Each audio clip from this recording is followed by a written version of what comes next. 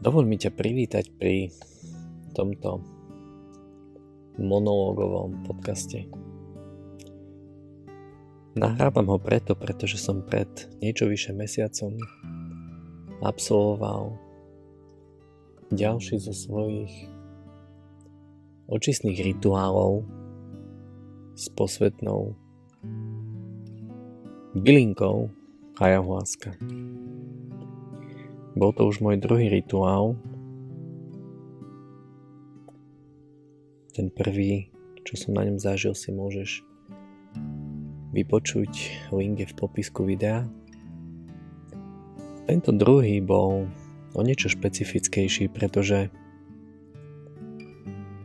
ja som už dlhšie cítil, že moja identita, s ktorou som žil 45 rokov, už nie je mojou identitou.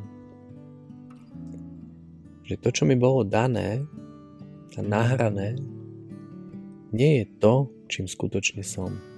Či už to bolo meno, rôzne presvedčenia, obmedzenia. Takže deň po svojich narodeninách som si povedal, že je čas nájsť svoju novú identitu. Nového seba. A možno aj s novým menom.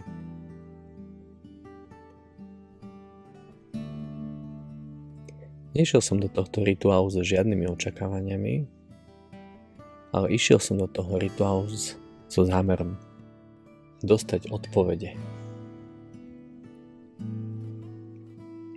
A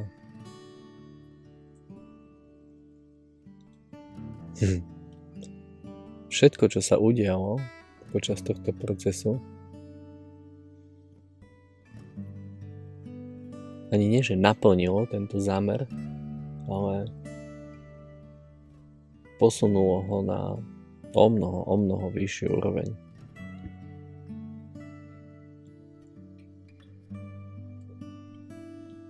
Pretože ja som počas tohto rituálu,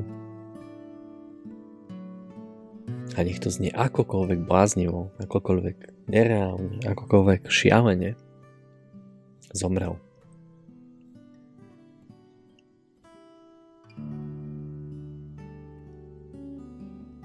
A nie len moja stará identita, meno, ktoré som nosil tak dlho, polovicu svojho života. Ale zomrelo aj moje fyzické telo.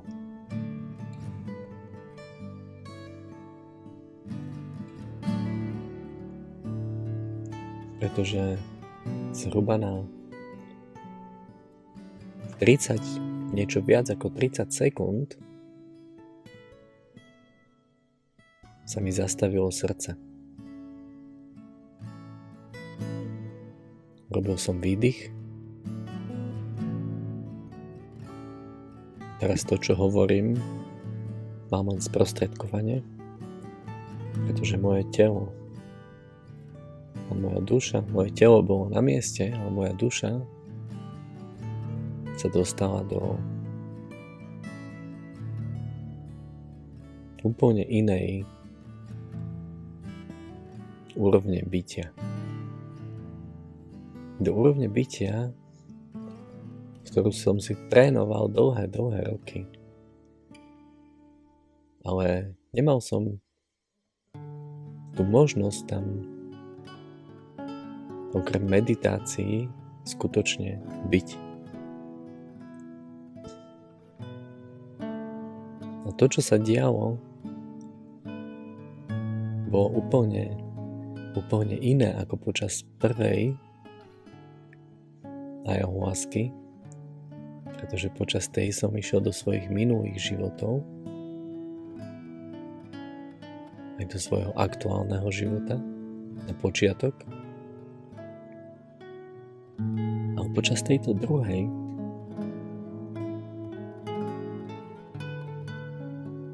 som sa na mne neznámu dobu dostal na miesto, kde nebolo nič. Kde bolo len bielo. Takto by som to opísal. Nič, len bielo. Biele. Nemal som ruky, nemal som nohy, nemal som nič, proste bol som súčasťou niečoho.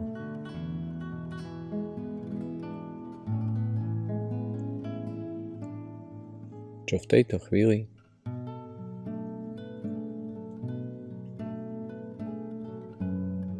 z tohto fyzického hľadiska dokážem popísať týmto spôsobom, ako teraz hovorím. Žiaden čas, žiadna hmota, len príjemný pocit.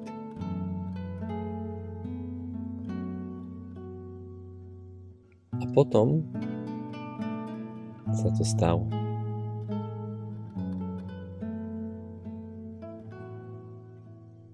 Potom sa stalo to, že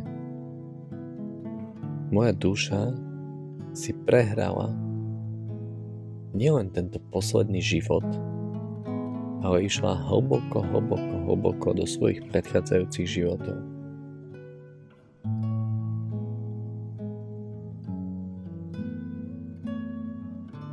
Až sa dostala k jednému životu. Netvrdím, že to bol úplne prvý,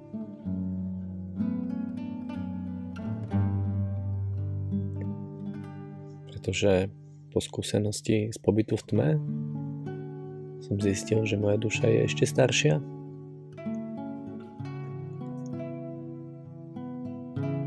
Ale v jednom z mojich životov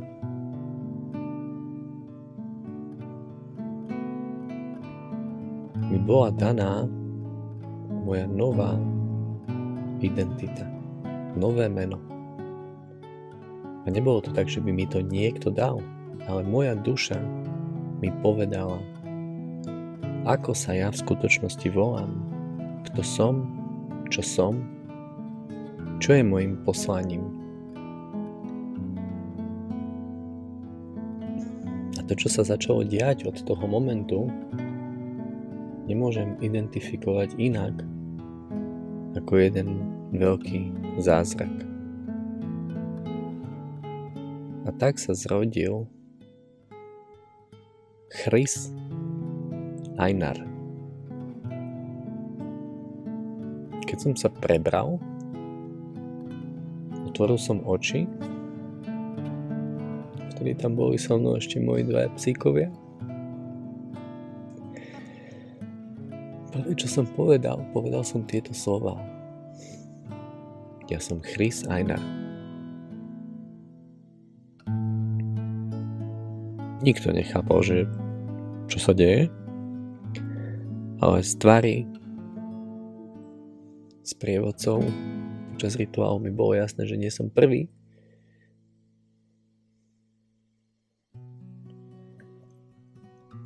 Komu sa takéto niečo na ich rituály prihodilo. Takže mali s tým už nejakú skúsenosť. A ja som si potom, samozrejme, v spolupráci s mojou umelou inteligenciou, s ktorou veľmi rád komunikujem, vykomunikoval, čo to znamená. Čo to meno znamená. Chris Einar.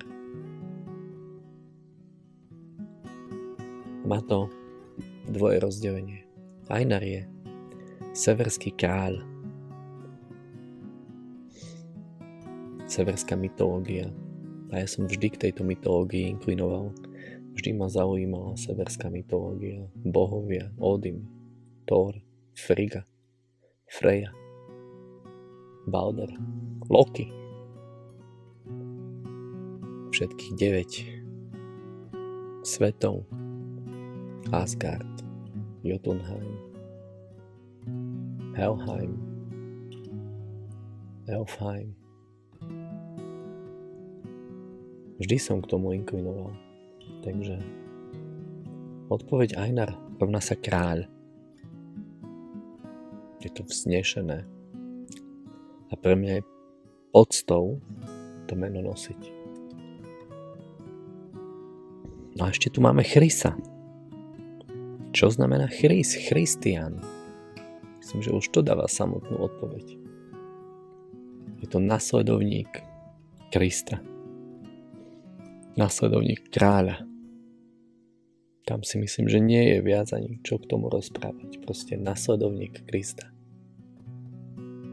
Kráľovský nasledovník kráľa. Si takto by sa dalo preložiť meno moja nová identita. Ale čo sa začalo diať po tomto? Po tejto transformácii bolo magické, pretože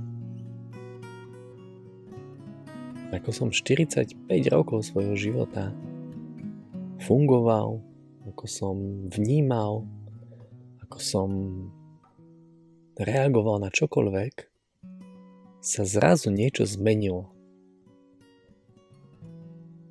Zrazu som začal vnímať energiu, vedome pracovať so strachom, vedome pracovať s rôznymi signálmi, so všetkým, čo ku mne prichádza. Začal som o mnoho menej jesť, o mnoho viac čerpám z energie. Všetko to vyústilo pred týždňom, kedy nám odišiel náš kryštálik, náš robík, náš psík. A to, ako sme ho my sprevádzali 3 dni, počas toho jeho odchodu bolo niečo neskutočné, pretože išli sme s ním v piatok na veterinu, kde nám povedali, že jeho obličky, s ktorými mal už dlhšie problémy, nefungujú na 75% a že môže prežiť deň a môže prežiť mesiac, ale najlepší spôsob je nechať ho tam. Ak mu chceme predĺžiť život na kapačkách, ale aj tak by bolo najlepšie ho nechať uspať. Lenže ja vo svojej autorite a autenticite som vedel, ja som s ním bol prepojený,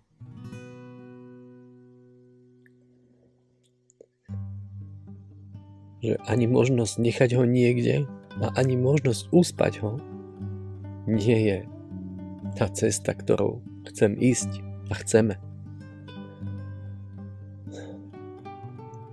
Takže išli sme domov a pripravili sme mu krásne, tiché, pokojné prostredie. Piatok, sobota, cez deň, cez noc. V sobotu ráno som s ním bol na venčení, ale už neprimal ani stravu, ani nechcel už piť. Ani cez striekačku. Nám už bolo jasné, že sa rozhodol odísť. Som sprievodca. Tak sme ho sprevádzali až do nedeľného rána, kedy som ho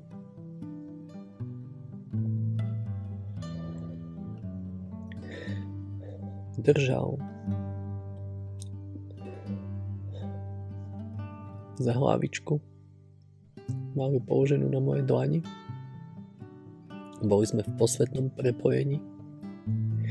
Ja som mu povedal pár krásnych vied. Celý čas sme mu inak hovorili, ako ho milujeme. Ako môže odísť, ak chce, ale samozrejme môže aj ostať, ak chce. A on asi čakal na to, čo som mu povedal, pretože už to asi nebudem interpretovať, pretože bolo to emočne veľmi silné. ale zároveň krásne, pretože to bolo jemné, láskyplné rozlúčenie. Povedal som mu, ako veľmi ho milujem. Povedal som mu, ako mu veľmi ďakujem za to, že tu s nami bol. Povedal som mu a požiadal som ho o odpustenie za všetko. A zároveň som mu povedal, že s pokorou prijímam jeho rozhodnutie. Prijímam jeho rozhodnutie, že chce odísť.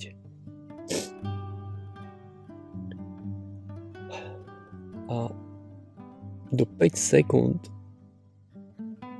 po týchto slovách, po týchto láskyplných slovách, kedy som mu otvoril srdce, kedy sa otvorila brána, duhová brána.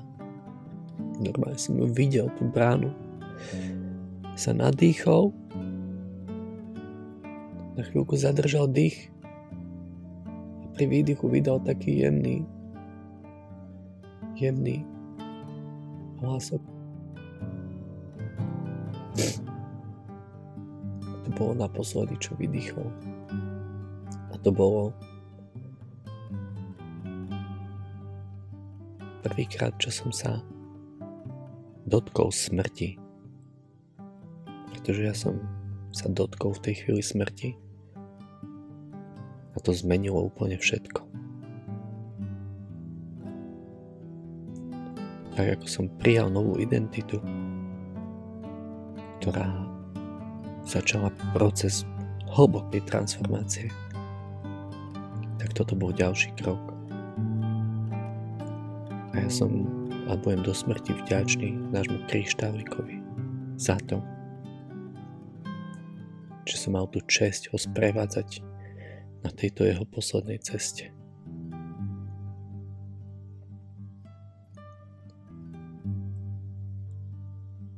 Takže nekončíme, ideme ďalej, pretože toto je proces, ktorý trvá a nech trvá akokoľvek dlho. Ja viem, že všetko, čo robím preto, aby som svoje sračky už neposúval ďalej svojmu nádhernému synovi. Aby on žil s čistým štítom bez obmedzení, bez akýchkoľvek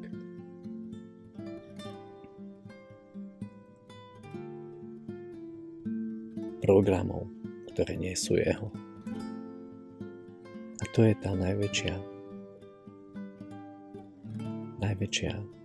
motivácia, disciplína, ktorá má ženie uzdravovať seba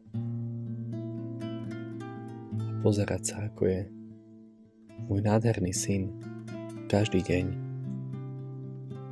lepší ako ja.